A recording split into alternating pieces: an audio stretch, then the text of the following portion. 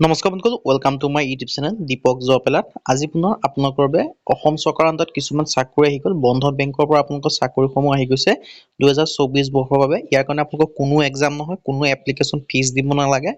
Direct আপোনালোকৰ নিযুক্তি হ'ব আৰু আপোনালোকৰ দৰমহাসমূহ দিয়া হ'ব 29,500 টকাৰ পৰা। আৰু আপোনালোকে কেনেকৈ আবেদন কৰিব লাগিব, লগতে ভেকেঞ্চিসমূহ কি আহিছে, সকলোখিনি কথা মই আপোনালোকক এই ভিডিঅ'ৰ যোগে আলোচনা কৰা হ'ব।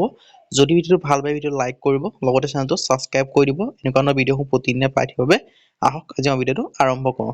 ইয়াত আপোনালোকে দেখিব পাইছে 10 পাছৰ কাৰণে ভেকেঞ্চি আছে, 12 পাছৰ কাৰণে আছে, লগতে গ্ৰেজুৱেশ্যনৰ কাৰণে ভেকেঞ্চি আছে। ইয়াত আপোনালোকৰ ফ্ৰেচাৰ্ছ, মেল, ফিমেল সকলো ধৰণৰ কেণ্ডিডেট আবেদনসমূহ কৰিব পাৰিব। আৰু ইয়াত আপোনালোকে দেখিব পাইছে জানুৱাৰী 27 তাৰিখে এই ভেকেঞ্চিসমূহ আপোনালোকৰ নটিফিকেশ্যন আহি গৈছে, মানে যোৱাকালি আপোনালোকৰ নটিফিকেশ্যনসমূহ আহি গৈছে। ইয়াত আপোনালোকে দেখিব পাইছে বন্ধন বেংক ৰিক্ৰুটমেণ্ট 2024 টোটেল আপোনালোকৰ ভেকেঞ্চি আছে 6,500 ভেকেঞ্চি। 2024 বৰ্ষৰ কাৰণে মুকলি কৰিছে 6,500 ভেকেঞ্চি। আৰু ইয়াৰ কাৰণে আপোনালোকৰ কোনো এক্সাম নহয়, কোনো আপোনালোকৰ ফিজ দিব নালাগে। কেনেকৈ আবেদন কৰিবলৈ মই এই কথা জনাই দিছোঁ। ইয়াত আপোনালোকে দেখিব যে Bandhan bank invited application for the interested candidate for Bandhan bank recruitment 2024 কাৰণে। There are lots of vacancy 2024, মানে বহুত ভেকেঞ্চি মুকলি কৰিছে বুলি কৈছে। আৰু ইয়াত আপোনালোকে দেখিব পাইছে এবাউট বন্ধন বেংক লিমিটেডৰ ফালৰ পৰা ভেকেঞ্চিসমূহ আহিছে। ইয়াত আপোনালোকক মই দেখাই দিছোঁ। Bandhan bank recruitment post and vacancy আপোনালোকে কৈ দিছোঁ মই আপোনালোকক। ইয়াত আপোনালোকে দেখিব পাৰিছে, এইটো আপোনালোকে দেখিব পাৰিছে ধুনীয়াকে।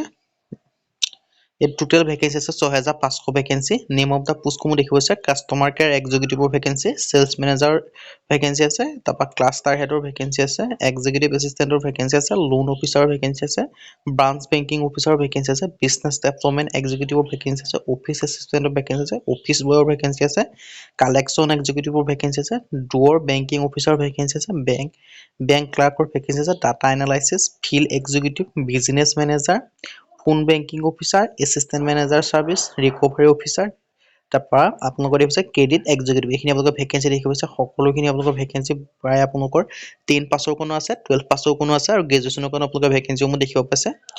ইয়াত ইলিজিবিলিটি ক্ৰাইটেৰিয়াসমূহ দেখিব পাইছে। এজ লিমিট দিয়া আছে 18 পৰা 40 বছৰ। লগতে আপোনালোকে SC/SC 5 বছৰ, ৰিলেক্সেশ্যনৰ পৰা 45 বছৰলৈকে আবেদন কৰিব পাৰিব। আৰু OBC 3 বছৰ, 43 বছৰলৈকে। বাকী আপোনালোকৰ PWD কেণ্ডিডেট 10 বছৰ, মানে 50 বছৰলৈকে আবেদনসমূহ কৰিব পাৰিব। ইয়াৰ এডুকেশ্যন কোৱালিফিকেশ্যন সম্পৰ্কে দেখিব পাইছে 10 পাছ, 12 পাছ, লগতে গ্ৰেজুৱেশ্যন। যিসমূহ কেণ্ডিডেট 10 পাছ কৰিছে তেওঁলোকো আবেদন কৰিব পাৰিব, 12 পাছ কৰাসকলেও আবেদন কৰিব পাৰিব, লগতে গ্ৰেজুৱেশ্যন পাছ কৰি থকা সকলেও আবেদনসমূহ কৰিব পাৰিব। আৰু পে স্কেল আপোনালোকৰ দিয়া হ'ব 22,500 পৰা 34,000 টকা পাৰ মান্থ দিব পাৰিছে। আৰু চিলেকশ্যন প্ৰচিডিউৰটো আপোনালোকৰ হ'ব, ইয়াত কোনো লিখিত পৰীক্ষা নহয়, কোনো এপ্লিকেশ্যন ফিজ দিয়া প্ৰয়োজন নাই। ডাইৰেক্ট আপোনালোকৰ ইণ্টাৰভিউ হ'ব। ইণ্টাৰভিউ পিছত আপোনালোকৰ ডকুমেণ্টছখিনি চাব। ইণ্টাৰভিউত পাছ কৰাৰ পিছত আপোনালোকৰ ডকুমেণ্টছখিনি চাব। তাতো যদি চিলেক্ট হৈ যায় ডাইৰেক্ট আপোনালোকৰ চাকৰিসমূহ হৈ যাব।